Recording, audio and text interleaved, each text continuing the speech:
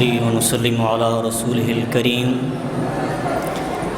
أما بعد فأعوذ بالله من الشيطان الرجيم بسم الله الرحمن الرحيم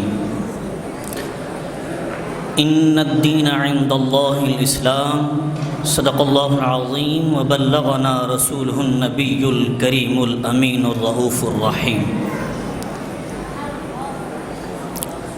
سامعین عزیز شام،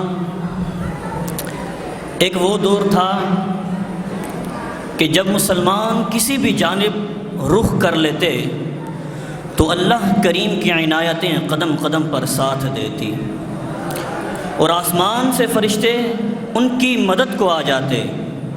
مختصر یہ ہے کہ مسلم قوم کسی بھی میدان میں کھڑی ہو جاتی تو وہ ہار نہیں مانتی تھی، اور آج کا مسلمان نہ اس کی جان، مال، عزت، آبرو کچھ بھی محفوظ نہیں، اور غیر مسلم ہم پر ہنس رہے ہیں۔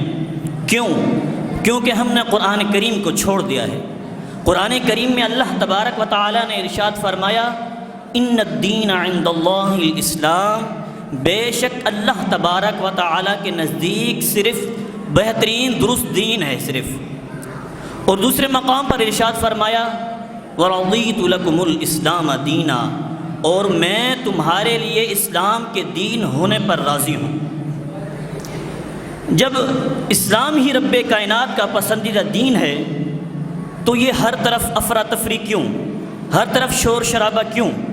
اس سوال کا جواب ہمیں قرآن کریم سے ملتا ہے۔ اللہ تبارک و تعالی نے قرآن شریف فرقان حمید میں ارشاد فرمایا، ان اللہ لا یغیر ما بقوم حتی یغیروا ما بانفسہم۔ اللہ تبارک و تعالی اس قوم کی حالت کو اس وقت تک تبدیل نہیں کرتا جب تک وہ قوم اپنی حالت کو خود تبدیل نہ کر لے۔ سامعین عزیز شام، ہماری فتح شکست میں بدل چکی ہے۔ کہیں سیلاب ہیں تو کہیں زلزلے، کہیں قتل عام ہے تو کہیں زنا۔ ہماری وجہ سے یہ سب کوتاہیاں ہیں، ہماری بداعمالیاں ہمارے گلے پڑ گئی ہیں۔ اللہ کریم نے قرآن شریف میں ارشاد فرمایا، وما اصابک من سیئۃ فمن نفسک، اور جو تجھے برائی پہنچی ہے نا وہ تیری اپنی طرف سے ہے۔ سامعین عزیز شام، اب یہ ہمارے ذہنوں میں ایک سوال اٹھ رہا ہوگا کہ یہ زمانہ ہمارے مخالف کیوں ہو گیا؟ جو قوم زندگی کے ہر میدان میں اپنا لوہا منواتی تھی، آج وہ قوم مغلوب ہو چکی ہے۔ اللہ کریم کے حبیب علیہ الصلاۃ والسلام نے ارشاد فرمایا، حدیث شریف میں آتا ہے، ان اللہ یرفع بہذا الکتاب اقواما ویضع بہ آخرین۔ بے شک اللہ تبارک و تعالی اسی قرآن کے ذریعے قوم کو بلند کرتا ہے اور اسی قرآن کے ذریعے قوم کو پستی دیتا ہے۔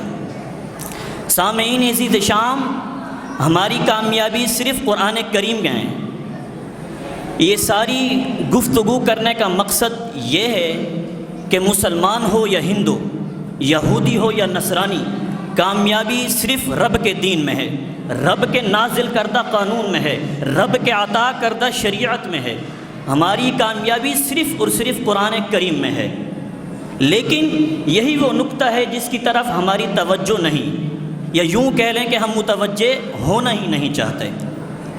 آج کل کے حالات ہمیں باز آنے کو کہہ رہے ہیں۔